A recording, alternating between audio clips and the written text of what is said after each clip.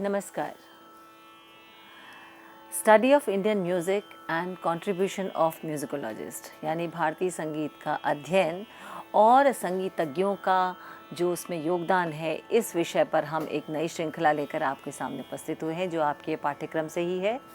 और इस श्रृंखला में हम भारतीय संगीत के विषय में तो बताएंगे ही, भारतीय संगीत के अंतर्गत विभिन्न शैलियों के विषय में भी आपको बताएंगे और साथ ही भारतीय संगीत को समृद्ध करने में, उसका संरक्षण करने में और उसमें नई नई चीज़ों को, नए नए प्रयोग करके नई बातों को जो है हमारे सामने रखने में, उसको एक धरोहर की तरह संजो कर रखने में, जो एक संग्रहित करके जो हमारे सामने उपस्थित हुई हैं, वहाँ पर बहुत से ऐसे संगीतज्ञों का, संगीतकारों का, वाद्यकारों का बहुत बड़ा योगदान है और उन्हीं पर हम इस श्रृंखला के अंतर्गत हम चर्चा करेंगे। तो हम जब भारतीय संगीत की बात करते हैं, तो भारतीय संगीत की जब हम उसकी शुरुआत करते हैं तो भारतीय संगीत का इतिहास जो है वैदिक समय से हमें मिलता है। वैदिक समय में जो थे स्वरों का, 7 स्वरों का जो एक की उत्पत्ति जो है उस समय हो गई थी और ये उस तरह से नहीं थे जिस तरीके से हम सारेगमपधनि इस प्रकार से 7 स्वरों को मानते हैं। 7 ही स्वर थे, लेकिन उनका जो जिस प्रकार से वो प्रकट हुए उसमें सबसे पहले मध्यम आया, फिर गांधार, फिर ऋषभ और उसके बाद षड्ज और उसके बाद धैवत और फिर निषाद और फिर उसके बाद पंचम, यानी म ग रे सा ध नी प। इस श्रृंखला में, इस क्रम श्रृंखला में जो है स्वरों की उत्पत्ति हुई। और यदि आज के समय से हम उसकी तुलना करते हैं तो ये कहीं ना कहीं काफ़ी थाट का स्केल जो है वो सामने लेकर आता है। या हम कहें कि राग बागेश्वरी, जिसे हम बागेश्वरी के नाम से जानते हैं, उसका जो अवरोह है वो इससे मिलता है। क्यों? क्योंकि इसमें जो गांधार है और जो निषाद है, उसको यदि हम कंपेयर करें आज के स्केल से, तो वो आज के स्वरों में गांधार जो उस समय जो एग्जिस्टेंस में आया, वो आज के कोमल गांधार के समान था, यानी कोमल गांधार ही को उस समय गांधार कहा गया। और इसी प्रकार से कोमल निषाद आज का जो है, हम वैदिक स्वरों के जो निषाद है, उसमें हम जो निषाद मानते हैं वो आज के कोमल निषाद के बराबर था या उसी की तरह था। तो इस प्रकार से म ग रे सा ध नि प, ये हम अवरोहात्मक रूप में ये स्वर प्रकट हुए। और इन स्वरों के साथ साथ हम वैदिक स्वरों के 3 प्रकार के स्वर हम वहाँ देखते हैं, उदात्त, अनुदात्त और स्वरित। उदात्त यानी कि जो थोड़े से चढ़े हुए स्वर हों उनको उदात्त कहा जाता है। अनुदात्त जो नीचे स्वर हैं उनको अनुदात्त कहा जाता है और जो बीच के हैं, यानी न ऊंचे हैं न नीचे हैं, उसको हम स्वरित कहते हैं। तो ये तो एक बहुत बड़ा विषय है जिसके बारे में हम अपनी आगे की श्रृंखलाओं में आपको जैसे जैसे आगे बढ़ेंगे, वैदिक संगीत के बारे में, वैदिक संगीत का क्या स्वरूप था, किस प्रकार के वाद्य प्रयोग होते थे, किस प्रकार से वैदिक संगीत का प्रयोग कहाँ होता था, उसमें कौन सी भक्तियाँ थी, वैदिक विकार क्या थे, ये बहुत सी चीज़ें हैं जो आपको जब हम वैदिक संगीत के विषय में बताएंगे तो उसमें विस्तार से आपको बताएंगे। अभी हमने ये विषय इसलिए लिया है कि जब भारतीय संगीत की बात करते हैं कि स्टडी ऑफ इंडियन म्यूज़िक, तो जो स्टडी यानी उसका अध्ययन जब हम करना जा रहे हैं तो हम शुरू से थोड़ा थोड़ा उसका संदर्भ लेते हैं। तो ये जो संगीत था ये आगे चलकर हम रामायण काल और महाभारत काल में भी इस प्रकार का संगीत हमें मिलता है। 2 तरह की एक जो थी शाखाएं थी, एक था मार्गी, एक था देशी। मार्गी का अर्थ था जिस ऐसा संगीत जो ईश्वर प्राप्ति के लिए हो, और देशी संगीत जो देश में जो लोगों के अपने रंजकता के लिए, जो यानी जो देश में जो प्रचलित संगीत था उसको देशी संगीत कहा गया। और उस समय जो रामायण काल या महाभारत काल में संगीत जो था वो वैदिक संगीत तो था ही। वैदिक संगीत यानी जिस समय वैदिक यज्ञ होते थे उस समय वैदिक ऋचाओं का जो है गायन होता था, तो वो वैदिक संगीत जो था वो तो था ही, लेकिन उसके साथ साथ जो है देशी संगीत भी प्रचलित हुआ। मैं यूँ कहूँ कि बहुत से जो लोगों में जो प्रचलित संगीत है, या हम कहें कि लोक संगीत भी जिसे कह सकते हैं, तो ये भी एक शाखा अलग से आई। आप जब रामायण महर्षि वाल्मीकि की रामायण, उसमें भी संगीत का संदर्भ मिलता है, जहाँ पर राम जन्म के समय या सीता स्वयंवर के समय या युद्ध के लिए जा रहे हैं, या लव और कुश के द्वारा प्रभु श्री राम के सामने रामायण का जो गान है वो किया गया। उनको गांधार विद्या में महर्षि वाल्मीकि ने निपुण कराया, और उन्होंने जब रामायण का गायन किया तो स्वाभाविक है कि उस समय का जो संगीत है वो उसमें पूर्ण निष्णात थे। तो ये इस तरह का संगीत जो है उस समय में था, और धीरे धीरे आगे चलकर महाभारत काल में भी इसी प्रकार के संगीत थे। और जब हम आगे चलते हैं, भरत मुनि ने जब नाट्यशास्त्र की रचना की, जिसको कि हम पंचम वेद भी कहते हैं, उसमें भी संगीत के विषय में बहुत विस्तार से बताया गया है 6 अध्यायों में। और उसमें भरत का जो स्वराध्याय है, जिसमें कि उस समय के स्वरों के बारे में, ग्राम, मूर्छना, इनके विषय में बताया है। भरत ने नाट्यशास्त्र में नाट्य से को मेन रखा है, नाट्य से संबंधित जो भी ललित कलाएं थीं उनके विषय में बताया है, जिसमें कि उन्होंने जो है संगीत के बारे में बताया, संगीत के स्वरों के बारे में, कौन से ग्राम उस समय प्रचलित थे, कौन कौन सी मूर्छनाएं थी।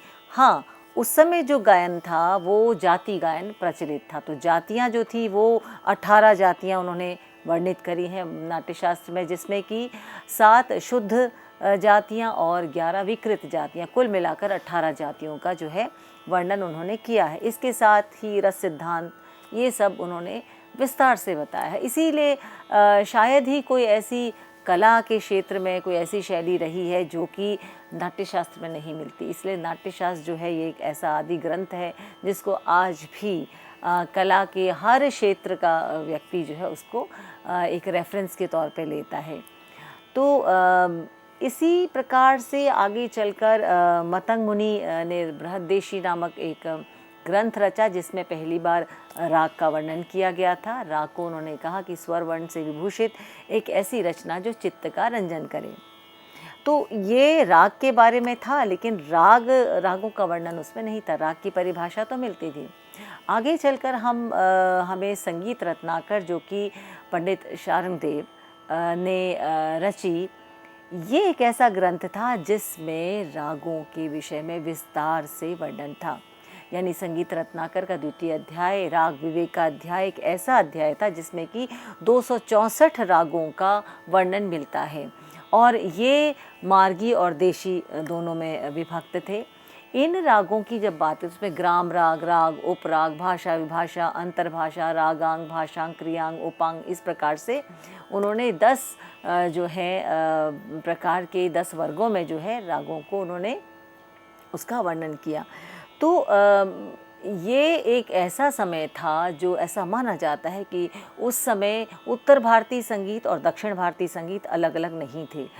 उसके बाद क्या परिस्थितियाँ आई, क्या रहा, वो एक राजनीतिक परिस्थिति कहें या सांस्कृतिक परिस्थितियों में बदलाव, पर कुछ न कुछ कारण रहा जिसकी वजह से ये संगीत की 2 धाराएं जो है भारत में प्रचलित हुई, अपने अपने जगह पर विकसित हुई।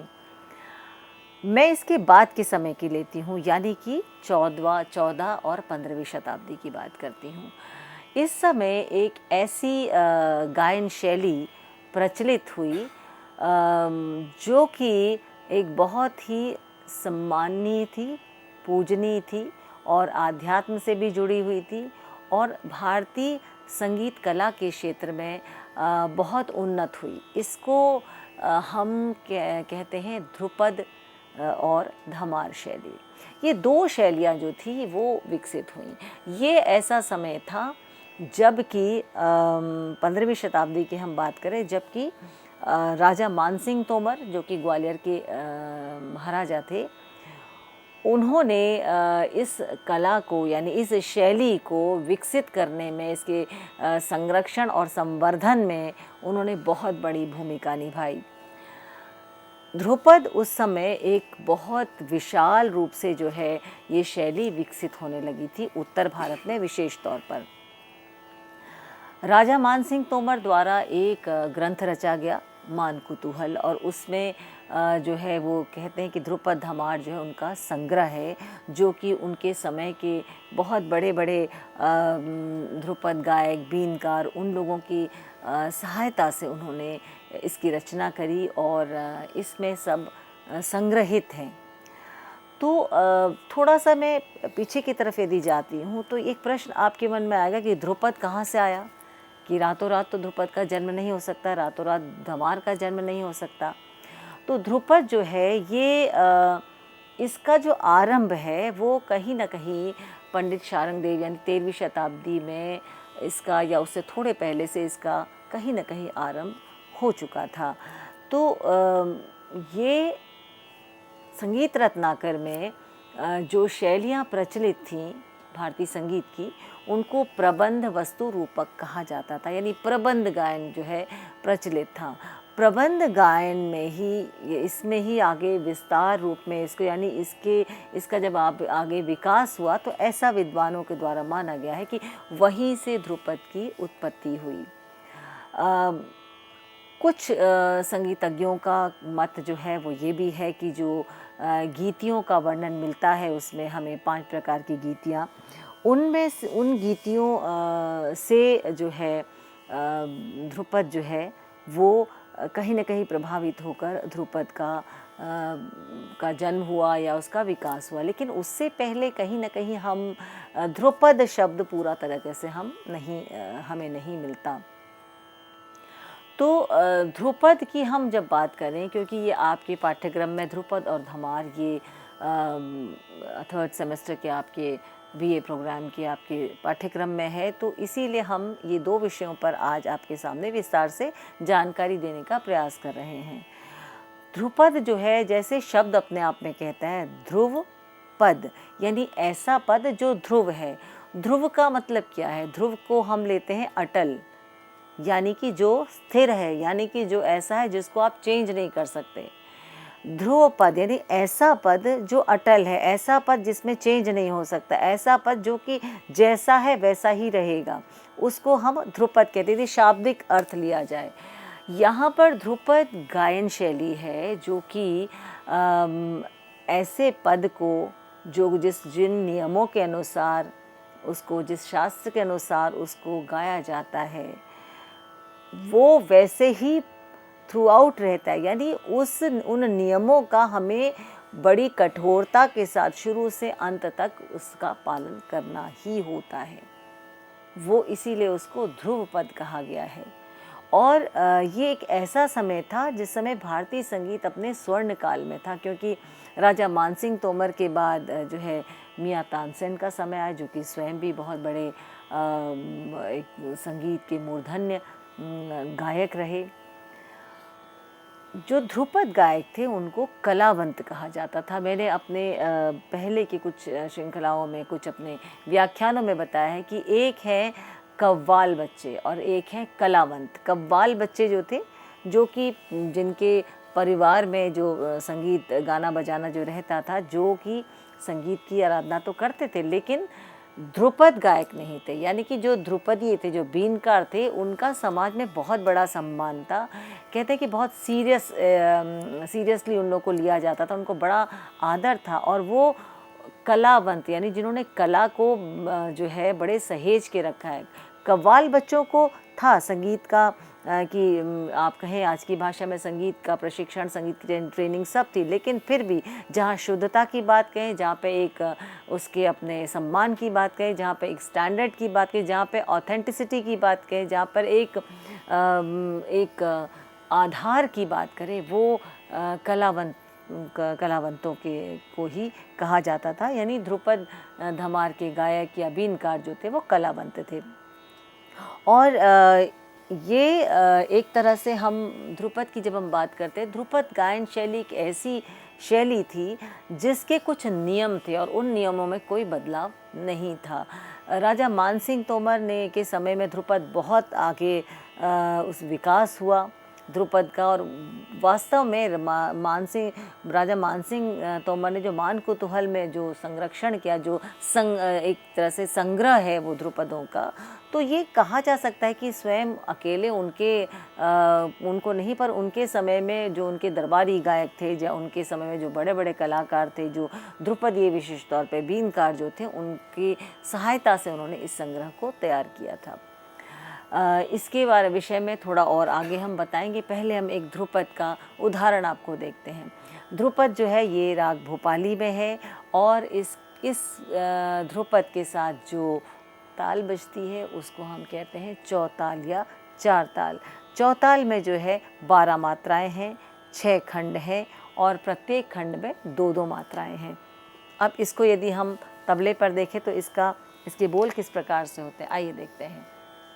धा धा दिन ता की ट धा दिन ता दी ट क त ग दी ई न धा धा दिन ता की ट धा दिन ता दी ट क त ग दी ई न धा। यानी 12 मात्राएं थी और 12 मात्राओं को 6 भागों में बांटा गया, प्रत्येक भाग में 2-2 मात्राएं।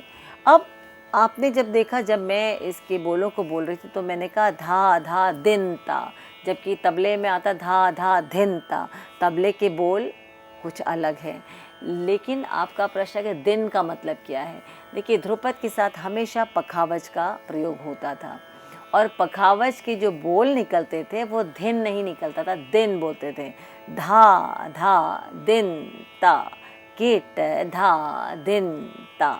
तो क्योंकि पखावज जो है एक मृदंग के आकार का एक वाद्य है, जिसके एक तरफ जो है स्याही होती थी, एक तरफ जो है आटे को मल के उसका डव बना के, यानी उसका गोला एक पेड़ा बना के उसको चिपकाया जाता था उसके वादन से पहले। और फिर जो उसकी ध्वनि आती थी वो बहुत ही मधुर, बहुत ही कर्णप्रिय थी। तो उसके साथ जो है ध्रुपद और धमार के वादन संगत के रूप में हमेशा पखावज ही लिया जाता था। तो देखिए, ये भी एक नियम था ध्रुपद के साथ कि उसके साथ पखावज की ही संगति मानी गई है, क्योंकि आज के समय में हमें पखावज वादक जो है वो इतने आसानी से अवेलेबल नहीं है, क्योंकि जब हम इस सीरीज़ दे रहे हैं तो उसमें आपको, या क्लासरूम टीचिंग में हम तबले पर ही उस चीज़ को बताने का प्रयास करते हैं। तो ये 12 मात्राएं जो थी, इससे मिलकर जो है चौताल, जिसे चार ताल भी कहा जाता है, उसके साथ जो है ध्रुपद का गायन होता था, या बीनकार जो है वीणा जो है उसका वादन करते थे। अब ध्रुपद के विषय में और बताने से पहले मैंने जैसे आपसे कहा कि उदाहरण राग भोपाली का आपको प्रस्तुत करती हूँ। आप देखिए इसमें किस प्रकार से मैं आलाप ले रही हूँ और कैसे जो है तबले के साथ ये रचना जो है उसको गाने का प्रयास कर रही हूँ।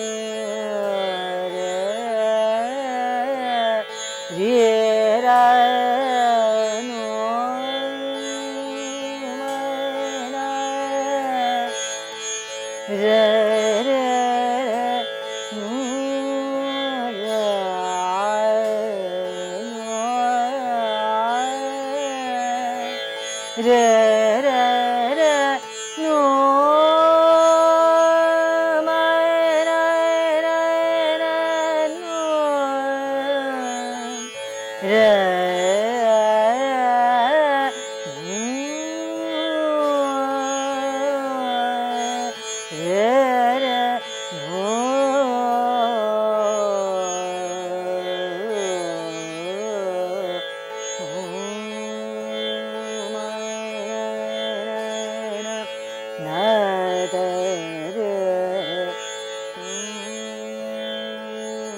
जो मैं आलाप ले रही थी, इसको नोम तोम का आलाप कहा जाता है। इस रचना के बाद फिर मैं इस आलाप के विषय में आपको विस्तार से बताऊंगी। 12 मात्रा इसमें भी है। तू ही सूर्य, तू ही चंद्र, तू ही सूर्य,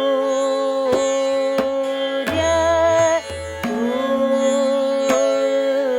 ही चंद्र, तू ही पवन, तू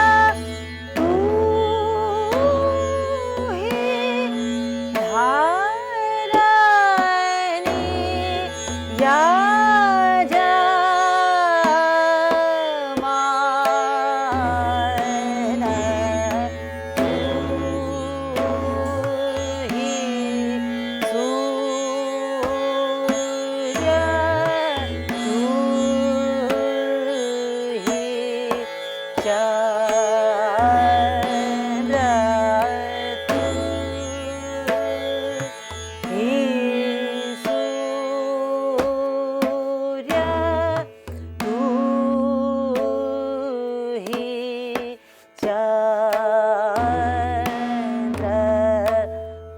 ताल देखिए, उसी ताल पे उन्हीं 12 मात्राओं में जो है ये बंदिश जो है ये कंपोज की, यानी इसकी रचना हुई है।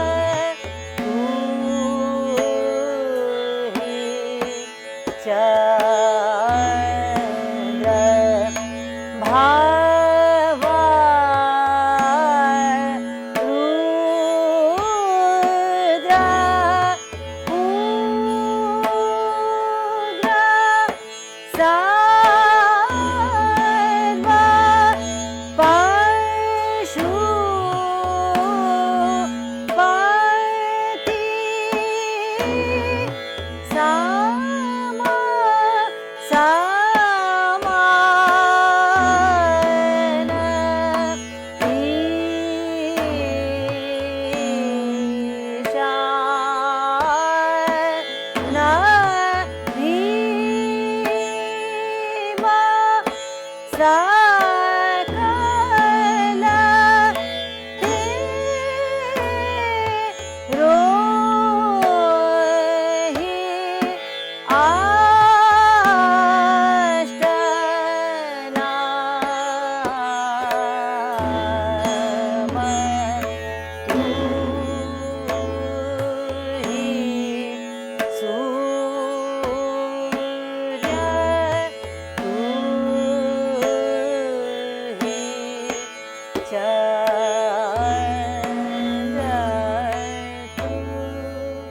एक उदाहरण मैंने आपको ध्रुपद का आपके सामने प्रस्तुत किया।